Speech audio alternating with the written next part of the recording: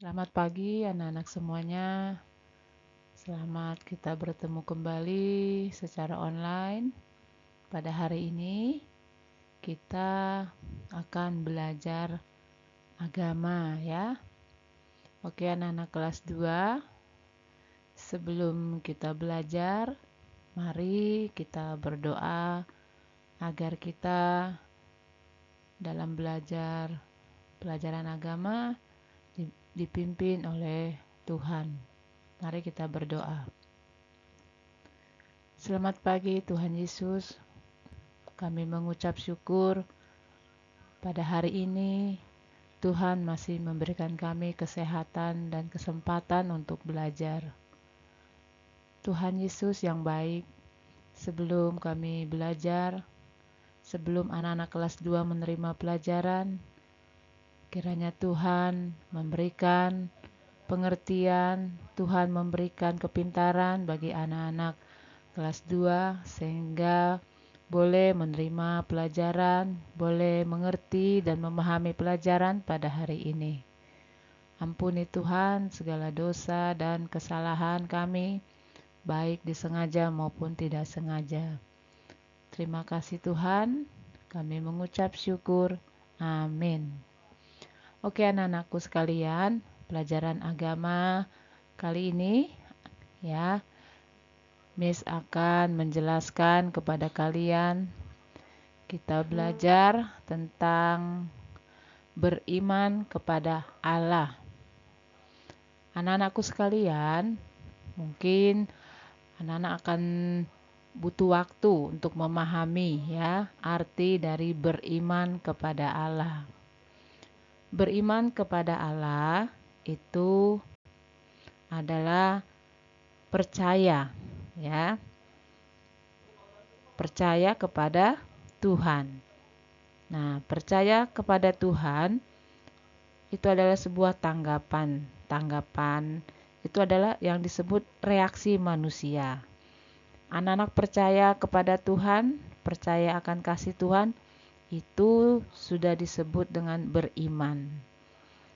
Ya, anak-anak kelas 2, kita percaya bahwa kehidupan kita semua, kehidupan anak-anak, itu semua adalah anugerah dari Tuhan. Tadi dikatakan beriman itu berarti kita sungguh-sungguh percaya, menyerahkan segenap kehidupan kita kepada Tuhan ya. Jadi kita yakin bahwa kehidupan kita ini itu adalah pimpinan dari Tuhan, pemberian dari Tuhan. Oke anak-anak ya. Jadi kalian paham ya apa yang disebut dengan beriman kepada Allah. Contohnya yang anak-anak Miss bisa kasih ini nih ya. Contohnya anak-anak percaya sama orang tua kan? Nah ya, kalau anak-anak sudah percaya sama papa, sama mama, berarti anak-anak siap untuk dibentuk ya. Siap untuk dididik oleh mama dan papa. Nah, itu yang disebut dengan beriman, percaya. Nah, kita percaya kepada mama papa. Nah, itu di sini beriman kepada Allah sama halnya. Kita percaya kepada Allah ya. Tapi kita percaya kepada Allah, kita harus ada buktinya. Apa yang membuktikan kita? Ya. Apa yang membuktikan bahwa anak-anak kelas 2 percaya kepada Allah? Buktinya apa? Yaitu kita melaksanakan perintah Allah. Nah, seperti itu ya, Nak ya. Contoh yang bisa Miss berikan. Oke. Nah, kita akan masuk lagi ke pembelajaran berikutnya ya. Perhatikan baik-baik. Anak-anak yang dikasihi oleh Tuhan, di sini ada gambar ya. Mungkin anak-anak bingung, ini gambar apa di sini dan apa hubungannya dengan pelajaran agama. Nah, perhatikan di sini. Beriman berarti melaksanakan perintah Allah. Seperti yang tadi sudah Miss jelaskan ya. Kalau kita percaya, berarti kita melaksanakan perintah Allah. Kita percaya kepada mama papa, berarti kita mengikuti perintah orang tua. Nah, seperti itu ya. Nah, di sini ada sebuah cerita, ya. Cerita tentang anak-anak petani, ya. Ini Pak Tani ini dia mempunyai anak 3, ya. Simak baik-baik ya anak-anak ya. Pak Tani ini dia mempunyai anak 3. Pak Tani ini sudah tua. Nah, ya. Dengarkan baik-baik. Kalau pekerjaan seorang petani itu, anak-anak, itu adalah pekerjaan yang sangat mulia, ya. Kita bisa makan, itu adalah hasil dari tani, ya, dari petani dan segala sesuatunya kita peroleh, ya. Seorang petani sungguh mendapat berkat atau karunia dari Tuhan. Itu seorang petani harus mempunyai kesabaran yang tinggi, tidak mudah, ya. Nah, di sini diceritakan petani ini terkenal dengan orang yang sangat baik, ya. Dia adalah yang sangat baik terhadap siapapun. Dia tidak punya masalah nih bapak tua ini, ya. Akan tetapi anaknya ini yang tiga-tiganya ini adalah anaknya ini semua malas, ya. Mereka tidak suka bekerja. Sedangkan ayahnya adalah seorang petani yang rajin bekerja. Sangat berbeda sekali ya cerita dijelaskan di sini. Bapaknya sangat rajin dan anaknya yang 3-nya ini malas sekali bekerja. Ya, mereka maunya hidup senang saja, maunya tinggal terima dari papanya hasil panennya. Nah, ini bukan contoh yang baik ya. Oke, lanjut kembali anak-anak ya. Karena petani ini dia merasa sudah tua dan dia tahu dirinya tidak lama lagi hidup. Nah, ya, maka Pak Tani ini memanggil ketiga anaknya. Sebelum dia meninggal, dia memanggil ketiga anaknya.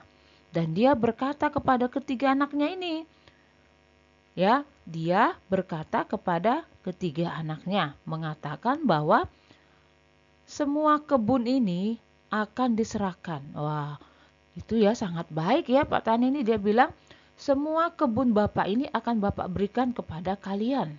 Nah, itu dia ya. Wah, mereka ini sangat senang sekali, anak-anak. Namanya dikasih, ya, pasti mereka sangat senang. Apalagi nih mereka malas bekerja. Jadi mereka beranggapan, wah pasti nih nanti banyak duitnya.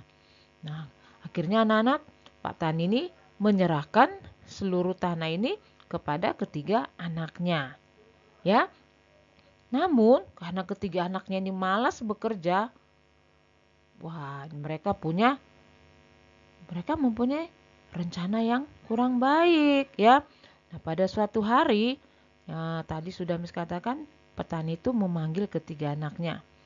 Ia memberi pesan kepada anak-anaknya. Nah, pesannya apa? Nah, dibilang begini, anak-anakku, Bapak sudah tua. Nanti kalau Bapak sudah meninggal, segala sesuatu yang Bapak miliki adalah milik kalian. Nah, di dalam kebun ini, katanya, di dalam kebun ini tersimpan harta karun. Nah, ya, anak-anak tahu nggak harta karun? Kalau yang disebut harta karun itu berarti banyak harta yang belum diketahui. Nah, dan itu bisa menghasilkan uang yang banyak. Nah, itu ya. Tadi dikatakan dalam kebun ini tersimpan harta karun. Itu juga milik kalian, kata si Pak Tani ini terhadap ketiga anaknya, ya. Nah, ternyata nggak lama kemudian Pak Tani ini meninggal anak-anak. Dia sudah tahu umurnya akan tidak lama lagi, jadi dia menyerahkan kepada ketiga anaknya. Nah, anak-anak petani itu, wah, mereka memikirkan bagaimana menemukan harta karun di dalam kebun ini. Nah, setelah ayahnya meninggal, mereka langsung berpikir, bagaimana cara kita ya menemukan harta itu? Nah, ya, mereka berpikir keras bagaimana caranya. Mereka beranggapan harta karun itu berupa emas. Dipikir mereka di dalam tanah ini tersimpan emas, perak atau batu permata atau berlian. Nah, memang biasanya harta karun seperti itu anak-anak ya. Lalu ketiga anaknya, wah, jangan-jangan ayah banyak menyimpan emas berlian di dalam tanah ini, kata mereka. Kemudian mereka cepat-cepat mencangkul tanah di sekitar pohon ini ya, di sekitar kebun ini ya. Mereka cepat-cepat mencari untuk menemukan harta karun. Nah, tetapi hampir seluruh kebun sudah dicangkul oleh mereka dan mereka tidak menemukan harta itu anak-anak. Ya, padahal pesan ayahnya di kebun ini banyak harta karun. Nah, mereka sudah berusaha mencangkul ke sana ke sini tidak ditemukan harta karun yang disebut ayahnya. Lalu mereka bilang, "Wah, jangan-jangan nih Bapak keliru nih. Salah ngomong sama kita," katanya ya. Nah, saat mereka berbicara, mereka sudah lelah mencangkul ke sana kemari. Nah, ya anak-anak, beberapa minggu kemudian mereka melihat kebun ini menghasilkan buah yang banyak, menghasilkan sesuatu yang berguna bagi mereka. Nah, ya, setelah mereka melihat, loh, coba lihat ini kebun ayah. Sekarang kok bisa menghasilkan hasil yang sangat baik ya.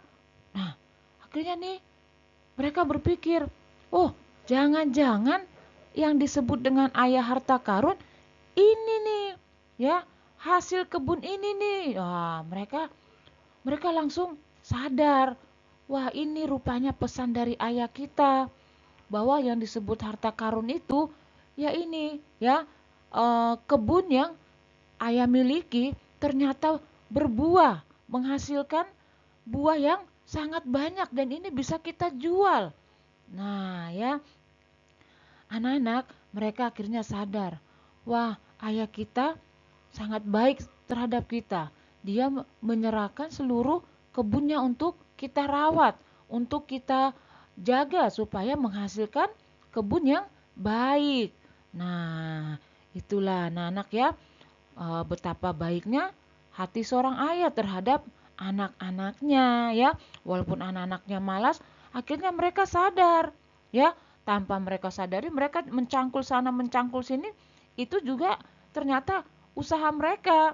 Karena tanah kalau sering dicangkul, dia akan baik, dia akan subur tanahnya. Dan tidak lama kemudian, berapa minggu kemudian, hasil panen itu mereka melihat ya sangat menghasilkan buah yang bagus-bagus hasil kebun mereka. Dan mereka pun menyadari betapa baiknya ayah mereka terhadap mereka bertiga. Nah, ya. Nah, itulah anak-anak ya. Menjadi anak yang baik itu disebut juga sebagai harta karun.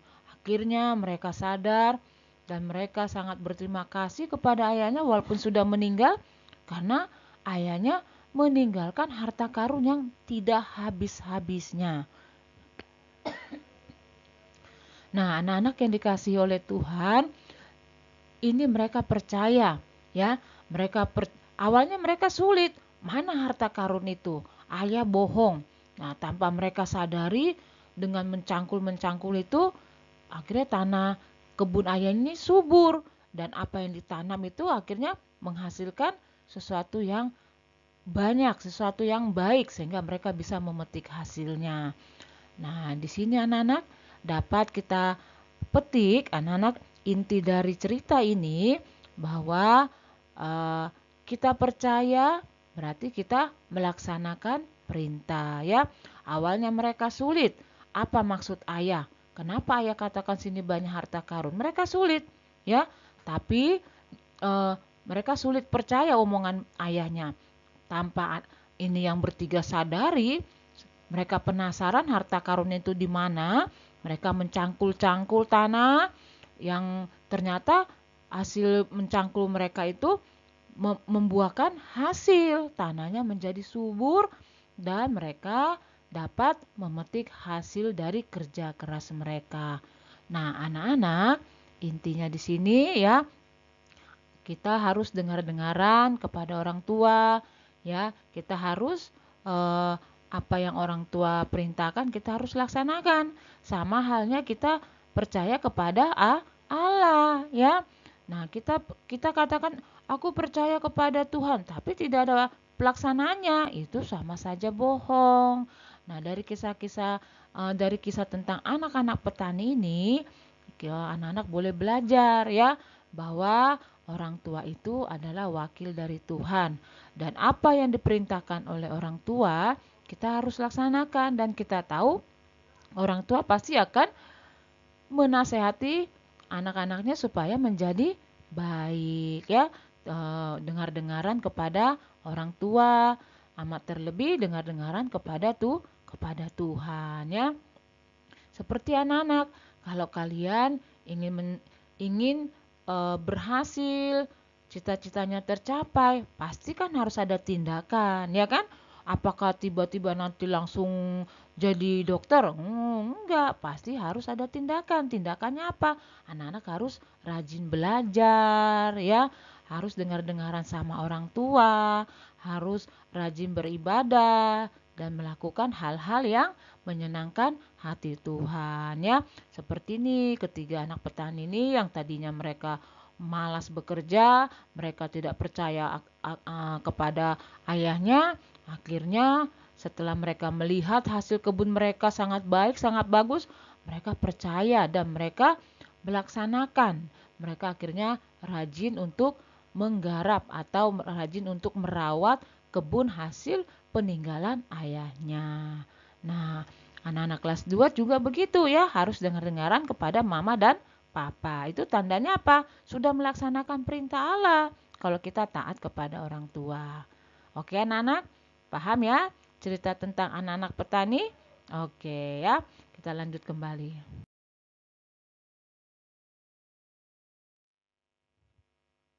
Oke anak-anak, tadi Miss sudah jelaskan cerita tentang anak-anak petani dan di sini perhatikan lagi ada penjelasannya, ada catatan.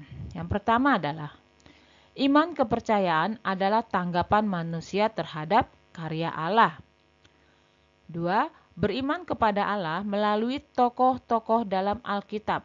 Yang pertama, meneladani Abraham yang taat pada perintah Allah. Yang kedua, meneladani Bunda Maria yang percaya kepada janji Allah. Bunda Maria disebut Bunda Gereja karena ketaatannya kepada perintah Allah. Bunda Maria adalah orang pertama yang percaya kepada Yesus. Dan yang ketiga, pengikut Yesus disebut gereja. Oke anak-anak, lihat yang pertama, tadi dikatakan iman kepercayaan adalah tanggapan manusia terhadap karya Allah. Dan yang kedua, tadi dikatakan beriman kepada Allah melalui tokoh-tokoh. Yang pertama Abraham. Ini sudah pernah Miss Linca jelaskan bagaimana Abraham itu melaksanakan perintah dari Tuhan. Ya, anak-anak ingat pelajaran semester 1, ketaatan Abraham sehingga dia disebut sebagai bapak orang percaya. Karena Abraham percaya bahwa apa yang Tuhan perintahkan kepada Abraham, dia melaksanakan dan Abraham melihat hasil dari ketaatannya ya. Tuhan memberkati keluarga Abraham ya. Kemudian yang kedua adalah Bunda Maria. Bunda Maria anak-anak sudah tahu ya siapa itu ya. Nah, Bunda Maria ini adalah Bunda Gereja. Kenapa disebut Bunda Gereja? Karena Bunda Maria taat kepada perintah Allah ya. Anak-anak ya. Nah, dan Bunda Maria juga disebut orang pertama yang percaya kepada Yesus. Nah, nanti anak-anak di kelas 3 ada lagi lebih jelas lagi penjelasan tentang Bunda Maria. Oke, anak-anakku semuanya ya. Kita bisa belajar dari ketaatan Bunda Maria dan kita bisa belajar meneladani kehidupan dari Bapak Abraham yang taat, yang dengar-dengaran kepada Allah. Anak-anak kelas 2 juga begitu ya, harus dengar-dengaran supaya kita selalu diberkati oleh Tuhan ya. Oke, baik anak-anakku semuanya. Demikianlah penjelasan pelajaran kita pada hari ini ya. Kiranya anak-anak boleh mengerti apa yang sudah Miss Lince jelaskan. Oke semuanya, Miss ucapkan terima kasih atas perhatian anak-anak ya. Dan jangan lupa anak-anak selalu jaga kesehatan ya, patuh terhadap orang tua ya anak-anak ya, supaya anak-anak menjadi orang yang berhasil. Oke semuanya, Miss Lince ucapkan selamat pagi. Tuhan Yesus memberkati.